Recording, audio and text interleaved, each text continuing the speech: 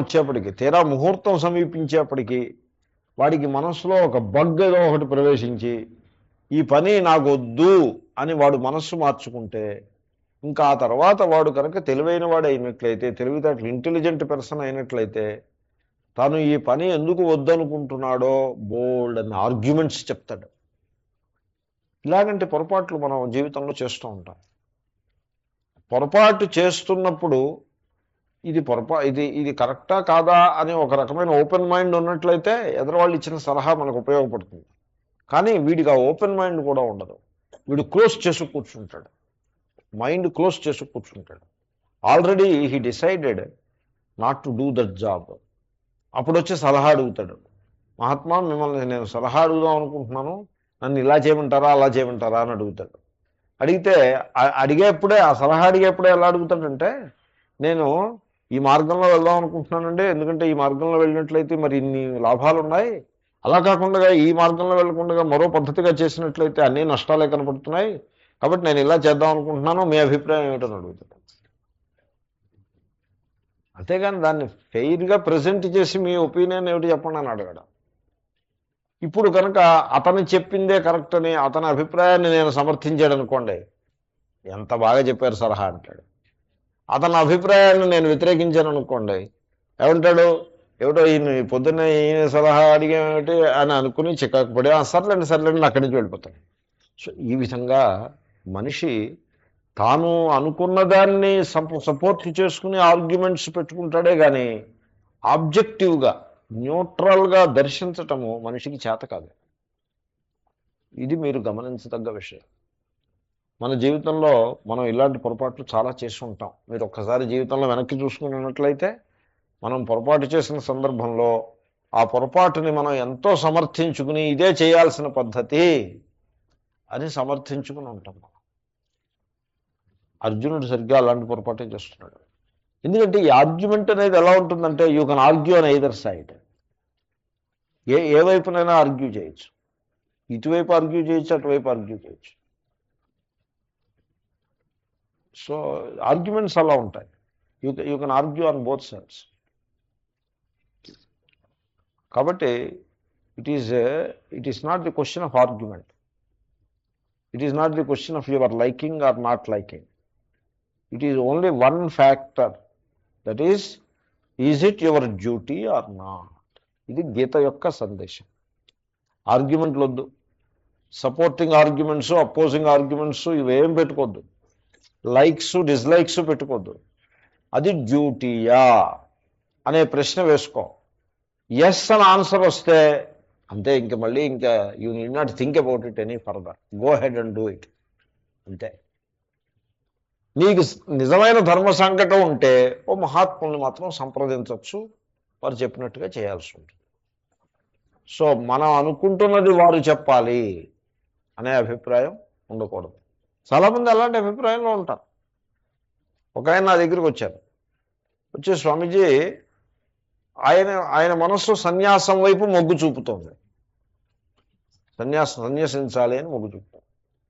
నన్ను సలహా అడిగారు. ఆయన సలహా అడగడంలోనే ఆయనకి మొగ్గు ఉన్నదే నాకు తెలిసిపోతుంది. He has a value for my word, అందుకోసం చెప్పాను. నెక్స్ట్ ఇయర్ వచ్చింది, మళ్ళీ టాపిక్ వచ్చింది. మళ్ళీ టాపిక్ వస్తే నేను చెప్పాను, no hurry, next year another 2-3 years తర్వాత చూద్దాం, will see. Now it is not the time, you have to study well, and నీకు బాధ్యతలు ఉన్నాయి, ఆ బాధ్యతలను పూర్తి చేయాలి, చదువుకోవాల్సింది చాలా ఉంది, విజ్ఞానాన్ని సంపాదించాలి, క్లాసెస్ అటెండ్ చేయవా అని చెప్పాను. అయిపోయింది. ఆ 2 years కూడా అయిపోయింది. మంచి చక్కగా మహాత్ములకు కూడా సేవ కూడా బాగా చేస్తుంది. కాబట్టి ఆవేశంతో పనులు చేయకూడదు. మహాత్ముల యొక్క సలహా అడిగి వాళ్ళు మనకి ఇచ్చిన సలహా మనకి నచ్చని పాటించాలి.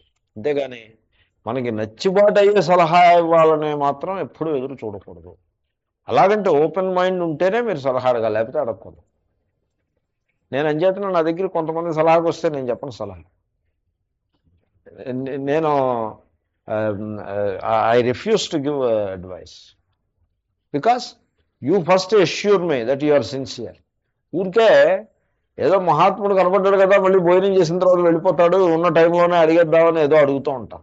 అలాగంటే ప్రశ్నలకి సమాధానం నేను చెప్పను. I refuse to answer.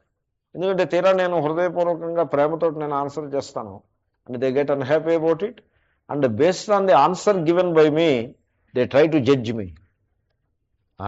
People are very cunning, I tell you. నేను మీరంటాం లేదు, లోకల్లో వాళ్ళు నాకు జడ్జిమెంట్ ఒకటి. మొన్న రాజమండ్రి వెళ్ళాను, ఓ అమ్మగారు నా దగ్గరికి వచ్చారు. అమ్మగారు నా దగ్గరికి వచ్చి, ఏమంటే లలితా సహస్రనామం స్త్రీలు పారాయణ చేయవచ్చునా అని అడిగారు. అయితే నేను మామూలుగా పుస్తకం, స్వామీజీ మిమ్మల్నే ప్రశ్న అడిగాను నేను అని అన్నారు. అవును, మీరు ప్రశ్న అడిగారు, నాకు వినపడిందని అన్నారు. మరైతే మీరు దయచేసి సమాధానం చెప్పండి అంటే, నేను చెప్పను మీకు సమాధానం అండి అంటే. ఏమన్నాను, అదేమిటండి అన్నారు. అవును, నాకు చెప్పను అంతే, నేను I don't like to answer your question. Why, what is the problem?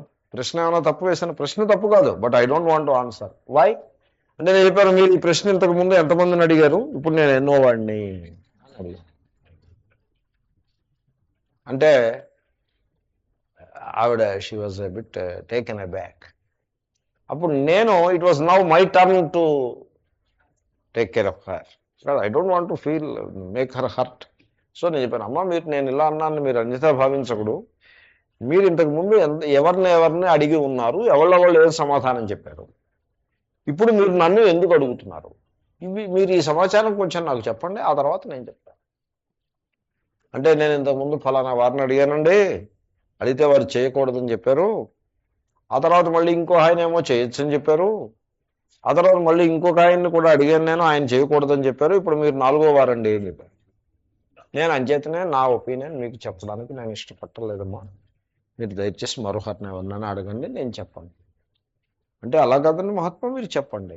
నేను చెప్పాను అనుకోండి, ఇప్పుడు మళ్ళీ ఇంకో వారం ఇంకో మహాత్ములు వస్తారు, మళ్ళీ ఆయన అడుగుతారా అంటే అడగను. మరి ఏం చేస్తారు? మీరు చెప్పిందే నేను ఫైనల్గా తీసుకుంటాను. Are you sure? Yes. I don't believe it. లేదు స్వామి, మీరు చెప్పిందే final. Are you sure? Yes. You say yes thrice. Yes yes yes.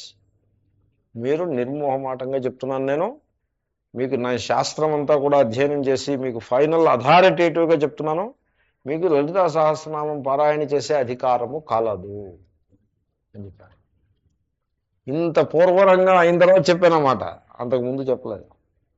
ఎందుకంటే ఓపెన్ మైండెడ్గా ఉండరు, ఊరికే అసలు ఆయన అలా అన్నాడు కదా, ఈయన ఏమంటాడో చూద్దాం అన్నట్టుగా హుక్ వేస్తారనమాట. They throw a hook and I'm not ready to fall for any hook. నేను నేర్చుకున్నాను, ఇది నాకు నేర్పారు, జనమే నేర్పారు. లేకపోతే ముందు నేను పాపం అమాయకంగా టక్కుని సమాధానం చెప్పేవాడిని, ఇప్పుడు అలా చెప్పట్లేదు.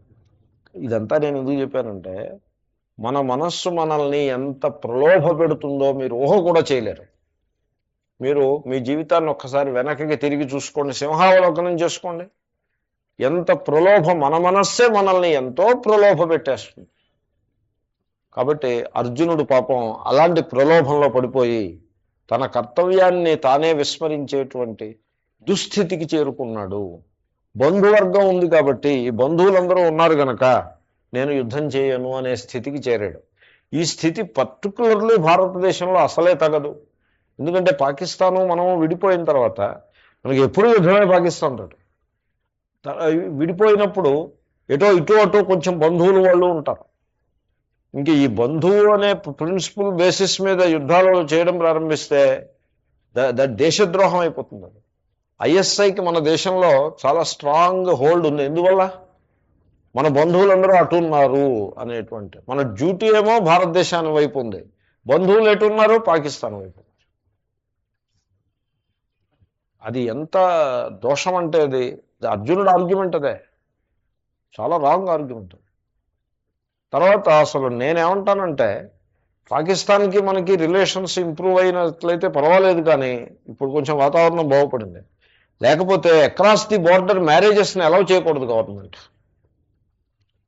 ఎందుకంటే కులదీప్ నయ్యర్ అని ఒక ఆయన ఉన్నాడు, he argues all wrong things argue చేస్తాడు. అట్నుంచి ఇటు అమ్మాయినో అబ్బాయినో వివాహం అవడానికి ఎవరో అప్లికేషన్ పెడితే రిజెక్ట్ చేసింది గవర్నమెంట్. దాని మీద నేను పెద్ద ఆర్గ్యుమెంట్. అలాగ అసలు అక్రాస్ ది బోర్డర్ మ్యారేజెస్ని అలౌ చేయకూడదు. ఎందుకంటే ఈ మ్యారేజ్ పేరుతోటి ఇంటరాక్షన్స్ ఎక్కువ అవుతాయి, రాకపోకలు పెరుగుతాయి. ఐఎస్ఐకి చక్కటి కండ్యూట్ కింద పనిచేస్తుంది. వాళ్ళు ఇక్కడ వచ్చి చక్కగా బాంబులు అన్నీ అమర్చి పెట్టుకో ఈ వివాహం చేసుకున్న వాళ్ళు ఏం చేయకపోవచ్చు. But they provide a window for the ISI agents to infiltrate. కాబట్టి అసలు మ్యారేజ్ అలౌ చేయకూడదు. ఎందుకంటే బంధుత్వం వేరు, ధర్మం వేరు, డ్యూటీ వేరు. బంధుత్వాన్ని దరిదాపులకు రానివ్వకూడదు డ్యూటీ దగ్గరికి వచ్చేప్పటికి. కాబట్టి there are so many important issues involved in this. And Arjuna's argument is wrong all the way. ఏదో కొద్ది రాంగ్ కాదు, it is wrong all the way. Anyway we will continue this. 35వ శ్లోకం మళ్ళీ క్లాస్లో కంటిన్యూ చేద్దాం. ఇప్పుడు కొంచెం భాష్యవాక్యాన్ని.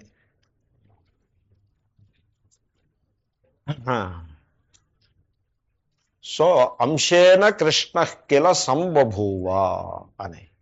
ఈ అంశేన చాలా చిత్రమైన ప్రయోగం, శంకరుల యొక్క ప్రయోగం. ఎందుకంటే శంకరాచార్యులు ఒక పురాణంలో ప్రవేశించి, పురాణం అంటే అదే ఇతిహాసం, ఇతిహాసంలో అనేక పురాణ లక్షణాలు ప్రవేశించి ఉన్నాయి. దాంట్లో ప్రవేశించి ఆయన మాట్లాడుతున్నారు. ఇదేదో ఉపనిషద్ భాష్యం రాసినట్టు కాదు. ఇక్కడ అవతారము ఇలాంటి ఐడియాస్ కొన్ని ఉంటాయి, పౌరాణిక ఐడియాస్ మధ్యలో ఉన్నాం మనం. అందుకోసం ఆయన కూడా with little respect to that kind of thing he is talking like that. So ఆయన అంటారు, ఈ ధర్మమును రక్షించుట కొరకై. ధర్మమును రక్షించుట అంటే ధర్మిని రక్షించుట, అది మీరు గమనించాలి.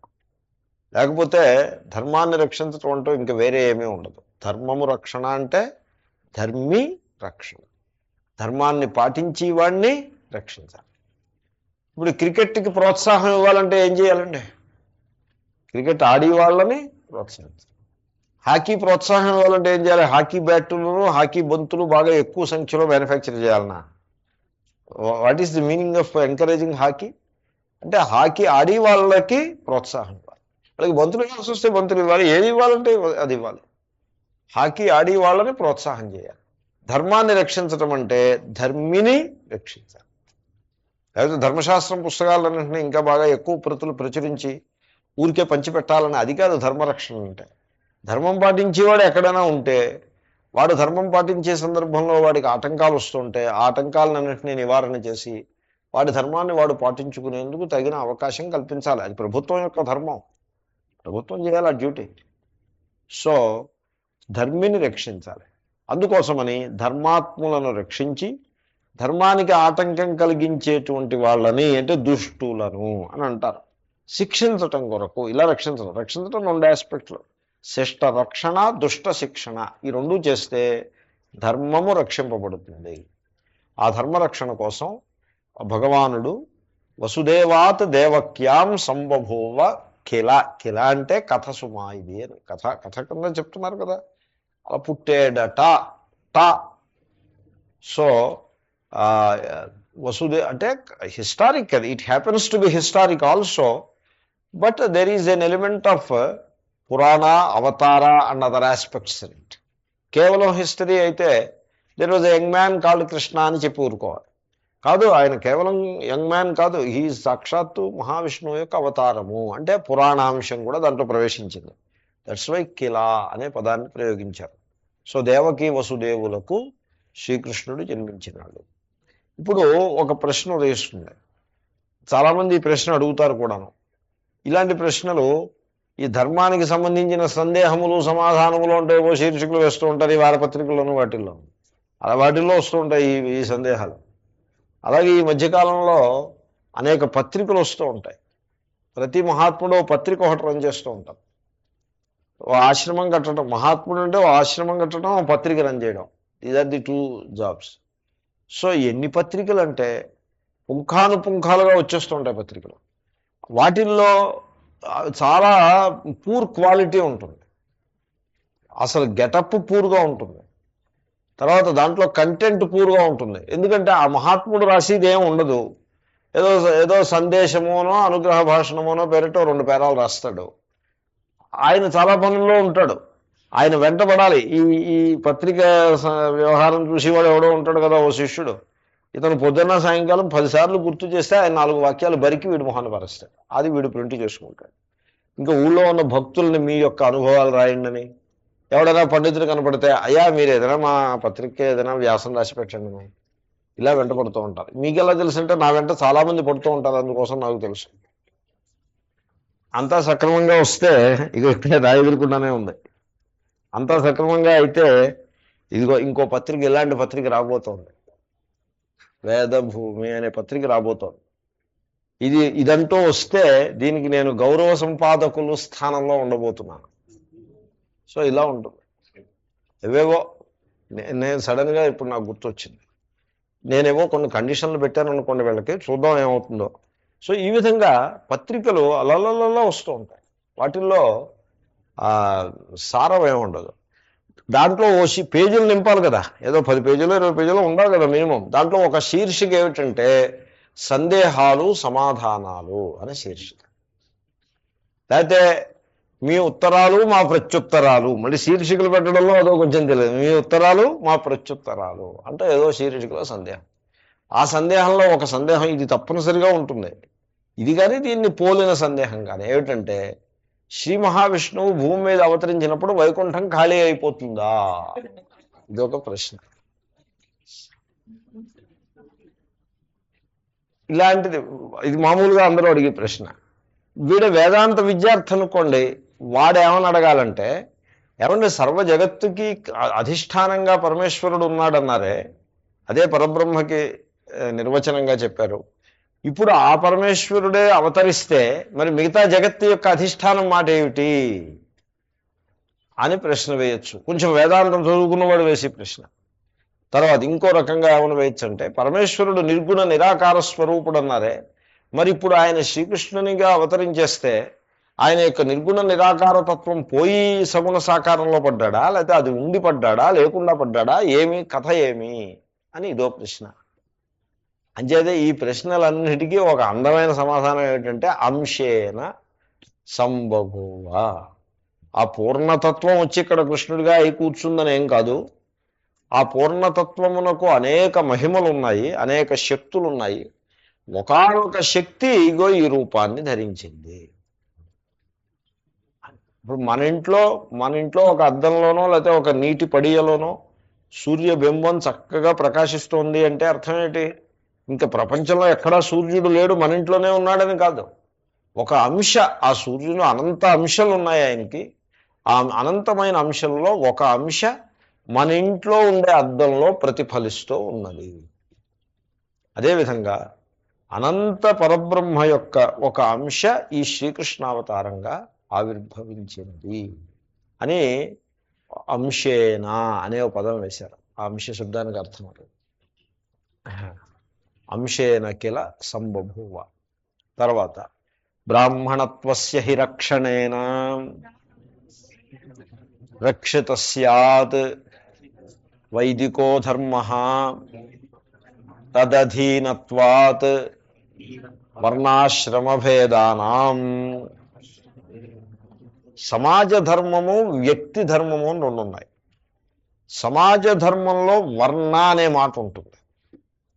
ఇప్పుడు ఒక ఫ్యాక్టరీ ఉందనుకోండి, దాంట్లో ఈ ఫైనాన్స్ పీపుల్ ఉంటారు, తర్వాత రీసెర్చ్ పీపుల్ ఉంటారు, రీసెర్చ్ అండ్ టెక్నాలజీ వాళ్ళు ఉంటారు, తర్వాత సెక్యూరిటీ పీపుల్ ఉంటారు, తర్వాత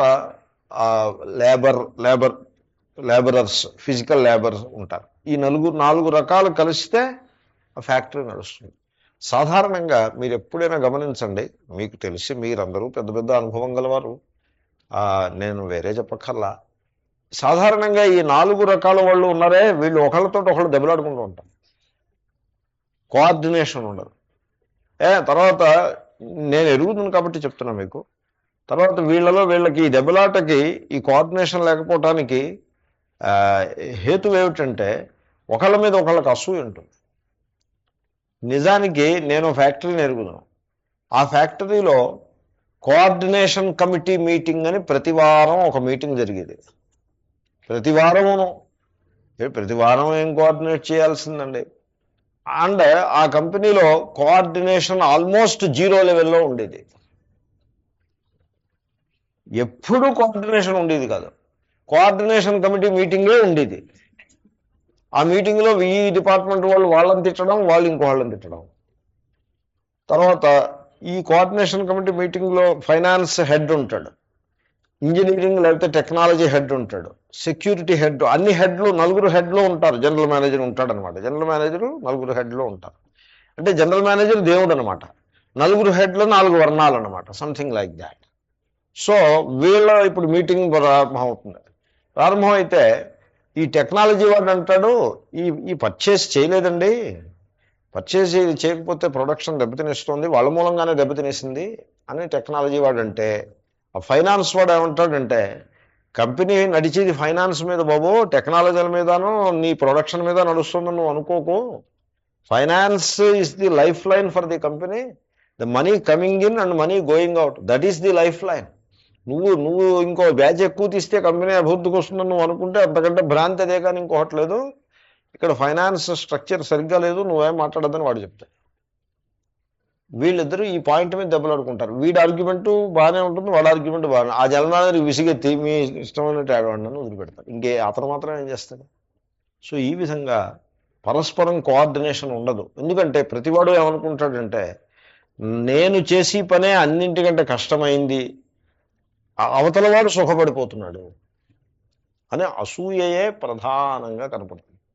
ఫైనాన్స్ వాళ్ళు ఏమంటారంటే, టెక్నికల్ పీపుల్ అంత యూస్లెస్ పీపుల్ వీళ్ళే కానీ ఇంకెవరు లేరని ఫైనాన్స్ వాళ్ళ యొక్క సిద్ధాంతం అది.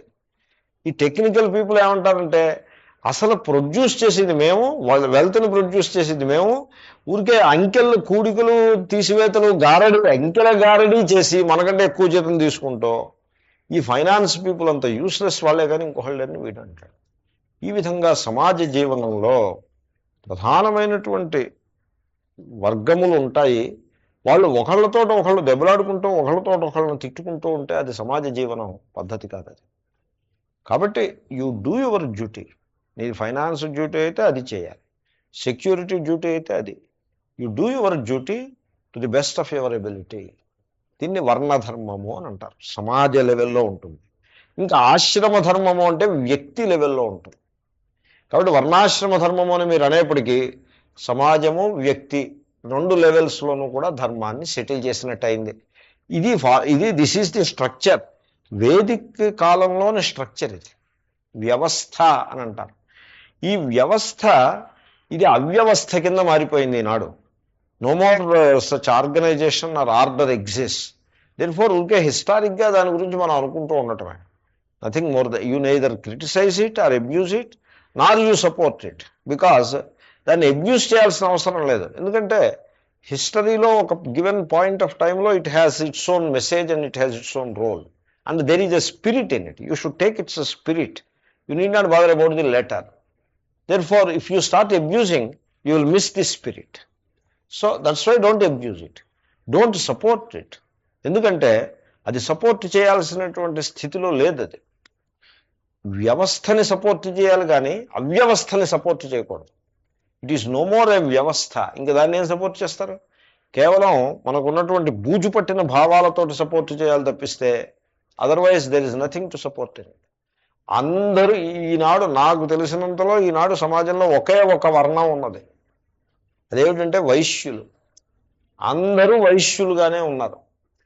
సోకాళ్ళు బ్రాహ్మణులు వైశ్యులే, క్షత్రియులు వైశ్యులే, వైశ్యులు వైశ్యులే, శూద్రులు వైశ్యులే, అందరూ వైశ్యులే. Everybody is a business man. అందరికీ డబ్బే ప్రధానంగా, అందరూ వైశ్యులుగానే ఉన్నారు. ఇంక అటువంటిప్పుడు నువ్వే వ్యవస్థను సపోర్ట్ చేస్తావు? దేవాలయంలో పూజారి డబ్బు కోసమే ఆ పని చేస్తున్నాడు, లేబరరు డబ్బు కోసమే ఆ పని చేస్తున్నాడు. ఇంటలెక్చువల్కి తెలుగులో పేరేమిటో తెలుసునండి? బుద్ధిజీవి. బుద్ధిజీవి అంటే అర్థం ఏంటి? వాడికి ఉండేటువంటి విజ్ఞానాన్ని సమర్పించి డబ్బు సంపాదించేవాడు. బుద్ధిజీవి అంటే one who encashes his knowledge. That is బుద్ధిజీవి. నాలెడ్జ్ని ఎన్కాష్ చేయటం అంత దోషం అదే కానీ ఇంకొకట్లేదు. మన శాస్త్రాలు, if there is one thing that you can never encash, that is knowledge. నాలెడ్జ్ని క్యాష్ రూపంగా దర్శించే ప్రయత్నం చేసేటంటే అది వేద ధర్మానికి విరుద్ధం. కానీ మరి ఈనాడు నాలెడ్జ్ని క్యాష్ చేసుకుని బతికేస్తున్నారు. నిష్కారణైన షడంగో వేద అధ్యేయ జ్ఞేయశ్చ అని బోధాయన ఆపస్తంభమైన మహర్షులు చెప్పారు. వేదములను వేదాంగములను నువ్వు నిష్కారణంగా చదువుకో, నిష్కారణంగా చదువుకోవాలి.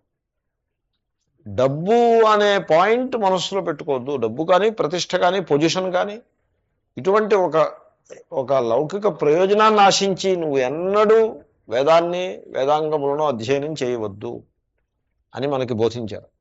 It is possible. You are all doing the same thing. That is exactly what you are doing. ఎందుకంటే ఇప్పుడు మన దగ్గర వ్యాకరణం చదువుకుంటున్నారు 4-5 వ్యాకరణ బాధితులు అంటూ ఉంటారు, వరద బాధితుల్లాగా.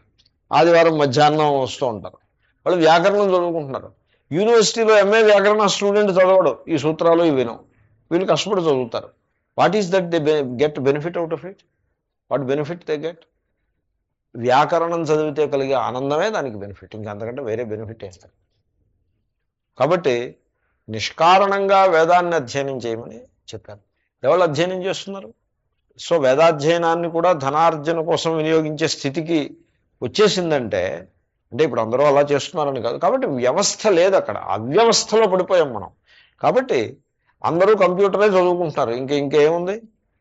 సో బిఏ ఉంది ఒకప్పుడు, ఎక్కడైనా బిఏ అనేది ఉందా ఇప్పుడు? ఈరోజు డిగ్రీ డియూసీ అని బిఏ మా కాలేజీలో బిఏ, బీకామ్, బిఎస్సి 3 ఉండేవి.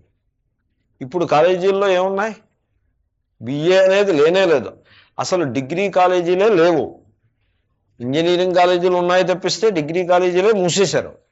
ఎక్కడైనా ఒకటి ఏదో ఒక శాంపుల్గా మీకు డిగ్రీ కాలేజీ ఒకటి కనపడితే దాంట్లో బీకామ్, బిఎస్సి ఉంటాయి. బీకామ్ వాళ్ళు కొంచెం ఉల్లాసంగా ఇటు తిరుగుతూ ఉంటారు. బిఎస్సి వాళ్ళు వేలమొహం వేసుకుని ఈ దిక్కుమాలను చదువు మనకు ఎందుకు వచ్చిందిరా అనుకుంటూ వాళ్ళేమో సినిమా హాళ్ళలోనూ అక్కడ తంటాలు పడుతూ ఉంటారు. ఏమంటే కరెక్టేనా? కాబట్టి ఈ స్థితిలో బిఏ చాలా గొప్పది, ఎందుకు వచ్చిన మాటలు, అనవసరం మాటలేదండి. కాబట్టి అవ్యవస్థని సపోర్ట్ చేయొద్దు. But if there don't abuse also what ever the spirit you take. Spirit ఎంత మాత్రం డూ యువర్ డ్యూటీ, అది మారదు. వర్ణాశ్రమ వ్యవస్థ మారిపోతుంది కానీ డూ యువర్ డ్యూటీ ఆ మాట మారదు. That is the spirit of. ఆ స్పిరిట్ తీసుకోవడం మానేశారు. ఒకసారి ఈ చర్చ వచ్చింది, ఆ స్పిరిట్ మీరు తీసుకోకుండా లెటర్ తీసుకున్నారనుకోండి. నేనేమని చెప్పానంటే, మీరు లెటర్ తీసుకునే పక్షంలో, అదే ఈ letter is the teaching of Bhagavad Gita అని మీరు అన్నట్లయితే, మీ భగవద్గీత పుస్తకాన్ని మీరు మడత పెట్టేసి ఇంట్లోకి పట్టుకుపోవచ్చు, అక్కర్లేదు. Nobody needs it, nobody wants it, nobody needs it. If you are willing to take the spirit of it, entire humanity will benefit out of it. కాబట్టి ఎనీవే, ఏదో ఒక టాపిక్ వచ్చింది కాబట్టి చెప్పాను.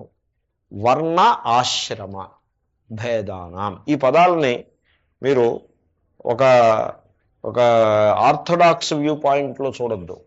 వర్ణ అంటే సమాజ ధర్మము, ఆశ్రమ అంటే వైయక్తిక ధర్మం. వ్యక్తికి కూడా ధర్మాలు ఉన్నాయి. బ్రహ్మచర్యాశ్రమము అది ఒక ఆశ్రమం. దీంట్లో సమాజానికి ఏం సంబంధం లేదు. సో నేను బ్రహ్మచారిని కాబట్టి కష్టపడి చదువుకోవాలి, ఆ విధంగా మీరు బ్రహ్మచారిని ఎంకరేజ్ చేయాలి. బ్రహ్మచారికి ఏం తెలుస్తుంది, వాడికి ఏం తెలుస్తుంది ధర్మం ఏమిటోను, వాడికి తల్లిదండ్రులు వాడిని ఆ విధంగా ఎంకరేజ్ చేయాలి. ఎంకరేజ్ చేయాలంటే ఇదిగో ఇది బ్రహ్మచర్యాశ్రమము, దీని ధర్మం ఇది అని తెలుసుంటే ఎంకరేజ్ చేస్తారు కదా. That is one. తర్వాత గృహస్థాశ్రమము చాలా ఇంపార్టెంట్. గృహస్థాశ్రమ ధర్మాలు ఏమిటి? గృహస్థాశ్రమంలో మనిషికి కొన్ని స్పెషల్ ప్రివిలేజెస్ ఉంటాయి, వెరీ స్పెషల్ ప్రివిలేజెస్. రాగద్వేషాలు ఉన్నాయనుకోండి, గృహస్థాశ్రమంలో రాగద్వేషాలకి అభ్యనుజ్ఞ ఉంటుంది, శాంక్షన్ ఉంటుంది. You can entertain certain ragas and certain dveshas. The field is there, the field is open. రాగద్వేష సపోజ్ మీరు పిక్నిక్కి వెళ్ళాలనుకున్నారనుకోండి, పిక్నిక్ అయితే ఏదో హనీమూన్ కాదు, అస్తమానం హనీమూన్ ఉండదు. సో ఏదైనా వేసంకాలంలో ఏదో విహారయాత్రకు వెళ్ళాలనుకున్నారనుకోండి, you have every right, nobody can stop you. మీరు చెప్పొచ్చు కూడా, స్వామీజీ ఓ వారం రోజులు మీరు సెలవు ఇవ్వండి, మేము వీ వాంట్ టు హ్యావ్ ఊటీకి వెళ్దాం అనుకుంటున్నాం ఈ వేసంకాలం, మే నెలలో కూర్చోలేము ఇక్కడ, ఊటీకి ఫ్యామిలీస్తో పాటుగా we are planning to go. You have a right for it. So గృహస్థాశ్రమంలో రాగద్వేషాలకి, కామనలకి they have a right. The field is open. Wonderful privileges, very special privileges, family life, but duties also. Indian constitution లాగా. Rights ఉంటాయి, duties ఉంటాయి. గృహస్థాశ్రమం యొక్క డ్యూటీస్లో మొట్టమొదటి duty ఏమిటో తెలుసునండి? అతిథి ధర్మము. మన వాళ్ళు ఫస్ట్ని పెట్టారు అదే. మీరు కఠోపనిషత్తు చదివారు కదా. అతిథి ధర్మం వెరీ ఫస్ట్ డ్యూటీ. కానీ మన వాళ్ళు గృహస్థాశ్రమంలో ఉన్న వాళ్ళు ఎలా ఉంటారంటే, ఆధునిక కాలంలో ఎలా ఉంటారంటే, సాధారణంగా నేను ఇలా అన్నాం, ఏదో ఆధునిక కాలంలో అంతా చెడిపోయింది, పాతకాలం అంతా బాగుండేది, అలాగంటి భావన నేను generally I don't say that, but sometimes you may have to say it also when it is the fact. ఆధునిక కాలంలో న్యూక్లియర్ ఫ్యామిలీస్ అయిపోయి, they don't want to cook one grain extra, and they are not in a position, nobody is willing to share food with others. గృహస్థ అన్నవాడు ఎప్పుడూ కూడా he should be willing to share food with others. That is the fundamental dharma, very fundamental. మీ డబ్బు మీరు ఎవరికి ఇవ్వద్దు, మీ డబ్బు మీరు భద్రం చేసుకోండి, జాగ్రత్తగా ఇన్వెస్ట్ చేసుకోండి, జాగ్రత్తగా దాచుకోండి. కానీ ఫుడ్ మటుకు you should share with people and with animals also. యానిమల్స్కి మీరు ఫుడ్ ఇవ్వాల్సి ఉంటుంది. పిల్లి ఉంటుంది, పిల్లిని పెంచమనే చెప్పట్లేదు. పిల్లికి ఏదైనా 2 మెతుకులు వేసి సందర్భం ఉంటే you have to give it. అలాగే కుక్క మీరు పెంచమని నేను సలహా ఇవ్వను, బట్ కుక్కకి బ్రెడ్ ముక్క పారేస్తే రోడ్డు మీద వెళ్తుంటే దానికి ఒక బ్రెడ్ ముక్క వేయాల్సిన సందర్భం ఉంటే ప్లీజ్ డూ దాట్. కాకులకి ఆహారం వేయండి. భూత బలి అని అంటారు. గృహీ భూత బలిందత్తే అని మేము చిన్నప్పుడు పద్యాలు వల్లించాం. గృహస్థుడు భూత బలిం, ప్రాణులకు ఆహారమును, బలి అంటే ఆహారం అండి, దత్తే ఇచ్చుచున్నాడు. గృహీయే ఇస్తాడు. బ్రహ్మచారి ఇవ్వడు, సన్యాసి ఇవ్వడు, గృహీ. యతిశ్చ బ్రహ్మచారీచ పక్వాన్న స్వామినా ఉభౌ అని మను మహారాజు చెప్పాడు. నీవు వండుకున్న అన్నానికి ప్రభు, ఇంట్లో వండకుండా ఉండే బియ్యానికి ప్రభువు ఎవరు? మీరే. It is you are the owner. వండిన అన్నానికి ఓనర్ ఎవరు? మీరు కాదు. వండక మునుపు ఇట్ ఈస్ యువర్స్, వండిన తర్వాత మీది కాదు. ఎప్పుడు మీది అవుతుంది?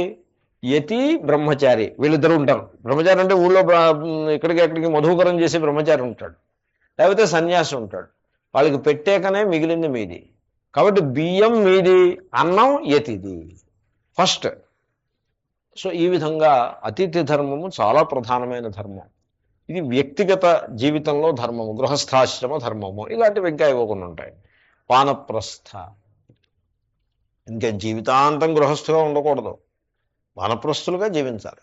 అంటే మిగతా లౌకిక విషయాల్లో వనప్రస్థ లక్షణం ఏమిటంటే, you will not earn any more. అంతకుముందు సంపాదించింది ఏదో ఇన్వెస్ట్ చేసుకుని ఆ ఇన్వెస్ట్మెంట్ నుంచి వచ్చిన దాంట్లో తృప్తిగా బతకటం. కొత్తగా ఎర్నింగ్ అనేది ఒక కాంపిటీటివ్ లైఫ్ స్టైల్ పెట్టకపోవటం, అది వానప్రస్థ నెంబర్ 1. నెంబర్ 2, విరక్తంగా ఉండడం, సింపుల్ తపస్సుకి ఎక్కువ ప్రాధాన్యం ఇచ్చి, శమధమాదులకు ఎక్కువ ప్రాధాన్యం ఇచ్చి, కుటుంబ వ్యవహారాలు కలగజేసుకోకుండా విరక్తంగా ఉండటం. సో ఇది వానప్రస్థ. అటువంటి సందర్భం వచ్చినట్లయితే, తర్వాత వైరాగ్యం నిండా ఉన్నట్లయితే, పరిస్థితులు అనుకూలించినట్లయితే, ఎవరికి కష్టం లేని స్థితిలో సన్యాసం, that is the ultimate. So ఇవి 4 ఆశ్రమాలు, వ్యక్తిగత జీవనము. సో మనకి when you take your self to be part of the society, అప్పుడు మీ నెత్తి మీద సోషల్ ధర్మం అనేది ఒకటి ఉంటుంది, అది మీరు ఆచరించాలి. మీరు ఒక వ్యక్తిగా మిమ్మల్ని మీరు స్వీకరించినప్పుడు మీకు ఒక వ్యక్తిగత ధర్మం ఉంటుంది, దాన్ని మీరు ఆచరించాలి. రోడ్డు మీద వెళ్తుంటే కారుని లెఫ్ట్ సైడ్ నడపాలి, అది సోషల్ ధర్మం. వ్యక్తిగా మీరు సంపాదించిన ధనానికి మీరు ట్యాక్స్ కట్టాలి, ఇది వ్యక్తిగత ధర్మం. ఒకటి వర్ణ, ఇంకొకటి ఆశ్రమ. వర్ణాశ్రమ ధర్మాలంటే ఇది. ఈ పదం ఎక్కడైనా వింటే this is how you have to understand. తప్పే ఉందండి. వర్ణాశ్రమ ధర్మములు ఈ రకంగా అర్థం చేసుకున్నప్పుడు you got the entire spirit of the message. So ఈ ధర్మములు, వ్యక్తిగత ధర్మము, సమాజ ధర్మము, ఈ రెండు కలిస్తేనే ధర్మం అవుతుంది, పూర్ణ ధర్మం. ఈ ధర్మము యొక్క స్వరూపాన్ని నిర్దేశించటానికి వేదము ఉన్నది. వైదికో ధర్మ. వేదాధ్యయనం చేసి ఆ వేదముల యొక్క సారాన్ని తెలుసుకుని ఆ వ్యక్తిగత ధర్మాన్ని, సమాజ ధర్మాన్ని పాటించేటువంటి వైదికుడు ఎవడైతే ఉంటాడో, ఆ వైదికుణ్ణి రక్షించినట్లయితే వేదోక్తమైన ధర్మాన్ని రక్షించినట్టు అవుతుంది. కాబట్టి ధర్మరక్షణ అన్నది అర్థం ఏంటంటే, ధర్మీ యొక్క రక్షణయే ధర్మరక్షణ. అండ్ ఆ ధర్మము వ్యక్తిగతము, సమాజ ధర్మము అని రెండు రకాలుగా ఉన్నది. That is the spirit of the entire thing. తర్వాత సచ భగవాన్ జ్ఞానైశ్వర్య శక్తి బల వీర్య తేజోభి. చూడండి, ఇది శంకరుల వాక్యం, చాలా అందమైన వాక్యం, వెరీ వెరీ లెంగ్దీ సెంటెన్స్. సదా సంపన్న త్రిగుణాత్మికాం వైష్ణవీం స్వాం మాయాం మూల ప్రకృతిం వశీకృత్య అజః అవ్యయః భూతానామీశ్వరః నిత్యశుద్ధ బుద్ధ ముక్త స్వభావః అపి సన్ స్వమాయయా దేహవానివ జాత ఇవ చ లోకానుగ్రహం కుర్వన్నివ లక్ష్యతే. చాలా అందంగా ఉంటుంది ఈ ప్రకరణం. తర్వాత ఈ ప్రకరణంలో ఈ మధ్యన ఎవరో ఈ ఎఫర్ట్ కూడా చేశారు. అంటే ఊరికే they have organised as an essay, otherwise కనపడుతూనే ఉంటుంది. ఏమంటే అది మీరు శంకరుని ఆ సంబంధ గ్రంథం చదువుతుంటే మొత్తం గీతలో చెప్పినటువంటి విషయాలన్నీ దాంట్లో వస్తాయి. విహంగమ వీక్షణము అని అంటారు. విహంగమ అంటే పక్షి, విహంగార్ విహంగమ ఏదని. వీక్షణం అంటే చూడటం, అంటే బర్డ్స్ ఐ వ్యూ. మొత్తం గీతంతా కూడా ఆయన మనస్సులో అలాగ ఉంటుంది, మొత్తం ఎంటైర్ గీత. అదే గీత చదువుకునే విద్యార్థికి మనస్సులో ఏముంటుంది, మొట్టమొదటి శ్లోకం ఉంటుంది. ఇంకా ఆ తర్వాత ఏది రఘువంశం చదువుతున్నాడు అనుకోండి, వాగర్థ సంపృక్తం తెలుసు వాడికి అంతే, ఇక తర్వాత ఏం తెలియదు. వేరే పాఠం చెప్పి ఆయన అలా ఉండకూడదు. పాఠం చెప్పి ఆయనకి మొత్తం గ్రంథంలో ఉండే సమాచారం అంతా తెలుసుండాలి. లేకపోతే ఎప్పటికప్పటికి ఆయనకి కొత్త, విద్యార్థికి కొత్త అంటే చాలా కష్టం అవుతుంది. సో ఆయన ఇంతవరకు రాసిన శ్లోకాల్లో మీరు ప్రతి పదానికి లేకపోతే 2-3 పదాలకు కలిపి ఒక గీతా శ్లోకం చూపించవచ్చు, చూపించవచ్చు. అలాగా కొంతమంది ఏం చేశారంటే ఇటువైపు భాష్యం, సంబంధ భాష్యమే, ఇటువైపు గీత శ్లోకాలు, ఇలా దీనికి ఇది దీనికి ఇది అలా చూపించారు. సో మీరు చూడండి, నేను చూపిస్తా కొద్దిగా గొప్పను. ఈ పై పారాగ్రాఫ్లో ఏముంది, దీర్ఘేణ కాలేనా అని ఉంది చూడండి. సకాలేనేహ మహత యోగో నష్ట పరంతప. అది దీర్ఘేణ కాలేన అనుష్ఠాతృణాం కామోద్భవాత్ అని ఉంది చూసారా. సకాల చతుర్థాధ్యాయంలో ఉంది, సకాలేనేహ మహత యోగో నష్ట పరంతప. తర్వాత అధర్మేణ అభిమూయమానే ధర్మేనందు చూడండి. అభ్యుత్థానమ ధర్మస్య యదా యదా హి ధర్మస్య గ్లానిర్భవతి భారత అభ్యుత్థానమ ధర్మస్య. అది తర్వాత భౌమస్య రక్షణార్థం దేవక్యాం అనందు చూడండి. అక్కడ పరిత్రాణాయ సాధూనాం వినాశాయ చతుష్కృతాం. అది ఆ తర్వాత కొంచెం ముందుకు వస్తే త్రిగుణాత్మికాం వైష్ణవీం అంటున్నాం చూడండి. అజోపి సన్నవ్యయాత్మ భూతానాం ఈశ్వరోపి సన్ అవష్టభ్య ప్రకృతిం స్వామధిష్ఠాయ. సో అనుంది. ఇంకా ఏదో ఉంది ఆ శ్లోకం. ఆ శ్లోకం మీకు ఇక్కడ కనపడుతోందిగా.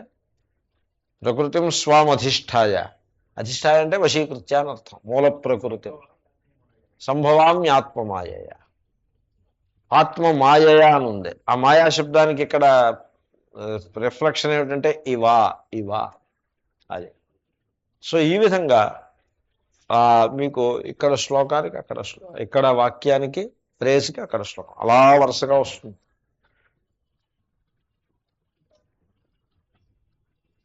తర్వాత గుణాధికై గృహ్యమాన గృహీత అనుష్ఠీయమానశ్చ ధర్మ ప్రచయం గమిష్యతి అని తర్వాత శ్లోకంలో అనుభూతున్నారు, తర్వాత వాక్యంలో. దానికి ఏమిటంటే యద్యదాచరతి శ్రేష్టస్తత్తదేవేతరో జన సయత్ ప్రమాణం కురుతే లోకస్తదనువర్తతే. ఆ శ్లోకం దానికి. సో ఈ విధంగా కనెక్షన్స్ కరెక్ట్గా వస్తాయి.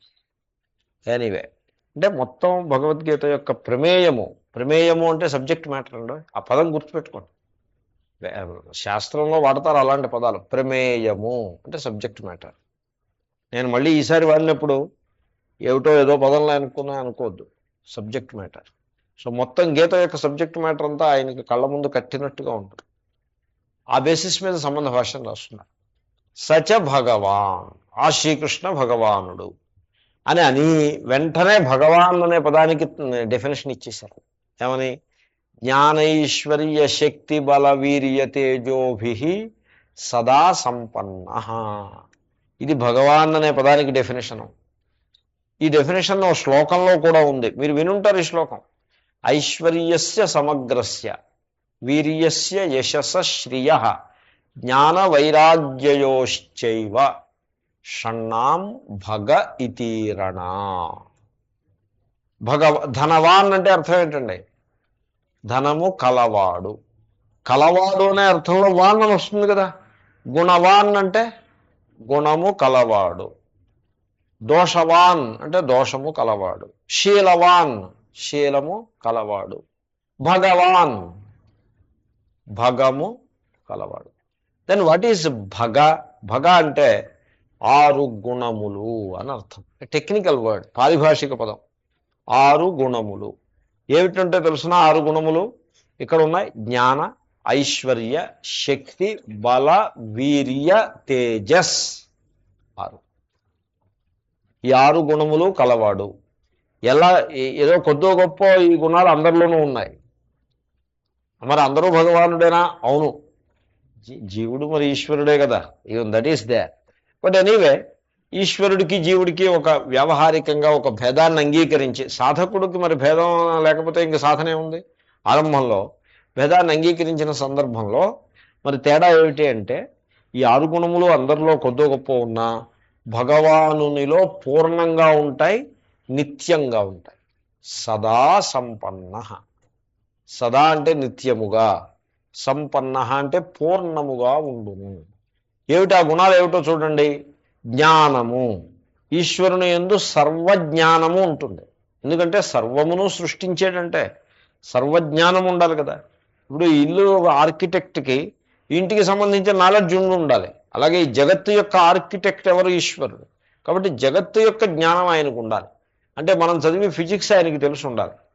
ఎందుకంటే ప్రకృతిలోదే ఫిజిక్స్ కదా. కెమిస్ట్రీ కూడా తెలిసి ఉండాలి. జియాలజీ, ఇప్పుడు కెమిస్ట్రీ వాడికి రాళ్ళు అవి తెలియకపోవచ్చు, కానీ దేవుడికి జియాలజీ కూడా తెలిసి ఉండాలి. ఎందుకంటే వాళ్ళ రాళ్ళన్నీ కూడా ఆయన సృష్టించినవే కదా. సో ఈ విధంగా ఎన్ని డిపార్ట్మెంట్లు అయితే ఉన్నాయో అన్ని నాలెడ్జ్లో ఆయనకి తెలిసి ఉండాలి. ఇంకా కొత్త కొత్త డిపార్ట్మెంట్ ఈ పైన వస్తాయి. ఇంకా ఈ పైన ఇప్పటికి ఆల్రెడీ కొత్త కొత్త, 1 సంవత్సరం క్రితం జీనోమిక్స్ అనో డిపార్ట్మెంట్ ఒకటి వచ్చింది. ఆ జ్ఞానం ఆయనకి ఈశ్వరుడికి ఉండి ఉండాలి. సో ఈ విధంగా ఎన్ని జ్ఞానాలు అయితే ఉన్నాయో అన్ని జ్ఞానాలు ఈశ్వరుని యందు పూర్ణముగా ఉంటాయి. అదొకటి జ్ఞాన. ఐశ్వర్య అంటే ప్రభుత్వము. ఇప్పుడు గ్రామ పంచాయత్ సర్పంచ్ ఉన్నాడు అనుకోండి, అతని జ్యూరిస్డిక్షన్ ఎంతవరకు ఉంటుంది? గ్రామానికి ఉంటుంది. పక్క గ్రామంలో మామూలుగానే ఉంటాడు. అదే మండల ప్రెసిడెంట్ అయితే ఆ మండలానికి అంతకే అధికారి, రాష్ట్రానికి అంతకీ ముఖ్యమంత్రి అధికారి, దేశానికి ప్రైమ్ మినిస్టర్ అధికారి. ఈ విధంగా వీళ్ళందరూ కూడా ఈశ్వరులే. ఈశ్వర అంటే head, supreme in that small area. వెరాజ్ ఈశ్వరుడు కూడా, భగవానుడు కూడా ఈశ్వరుడే, కానీ పూర్ణమైన ఈశ్వరుడు. అంటే ఈశ్వరులందరికంటే కూడా పైన ఉండే ఈశ్వరుడు. ఆ ఈశ్వర భావము, దానికి ఐశ్వర్య అని పేరు. ఈ విధంగా ఇంకో 4 ఉన్నాయి, మళ్ళీ క్లాస్లో చెప్తాను. ఓం పూర్ణమదః పూర్ణమిదం పూర్ణాత్ పూర్ణముదచ్యతే పూర్ణస్య పూర్ణమాదాయ పూర్ణమేవావశిష్యతే. ఓం శాంతి శాంతి శాంతి. హరి ఓం శ్రీ గురుభ్యో నమః. హరి ఓం తత్సత్. శ్రీకృష్ణార్పణమస్తు.